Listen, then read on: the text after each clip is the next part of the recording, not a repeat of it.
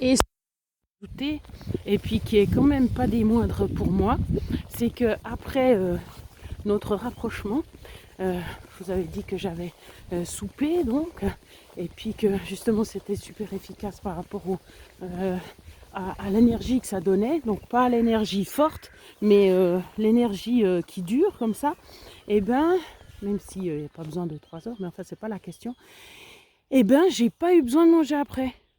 Non mais ça pour moi c'est du jamais vu. Faire un exercice quand même plus soutenu que juste la marche par exemple, et puis après ne pas manger. Ou avoir une interaction avec quelqu'un, que ça soit un dialogue, que ça soit plus proche, que ça soit voilà, et après de pas prendre un moment pour me calmer, pour analyser, pour ci, pour ça, etc., pour digérer. Non, non, pas eu besoin. J'ai passé toute la nuit sans manger. On me dirait, voilà, j'ai bien dormi, mais en plus j'ai réussi à dormir parce qu'avant ça m'empêchait de dormir. Par exemple. Bon bref.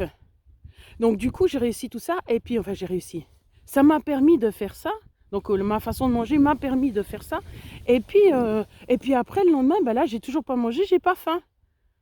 Donc je fais la marche et tout, bah, j'ai bu hein, bien sûr, j'ai bu, vous avez déjà vu ma routine, donc je bois mes différentes eaux, et puis après je prends l'herbe, le truc vert, après le, euh, le krill, l'huile de krill, après l'huile avec la vitamine D3, mais j'ai toujours pas mangé, et ça fait depuis 7h20 que je suis debout. Il est quelle heure?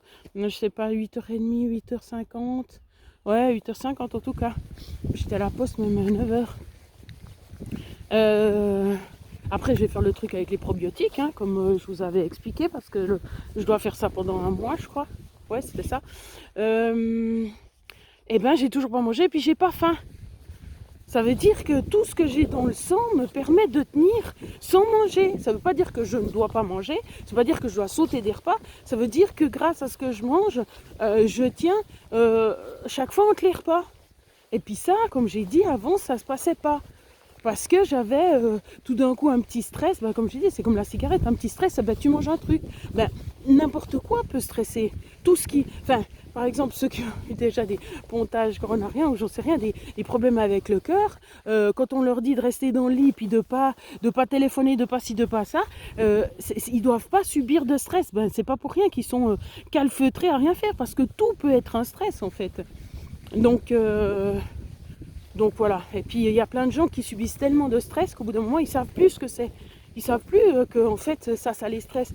C'est un jour où tout s'arrête, puis quand tout d'un coup ils recommencent, qu'ils se disent oh non d'une pipe, ça c'est super stressant. Dire que je faisais ça tous les jours, puis que je faisais 1000 autres choses par-dessus qui stressent.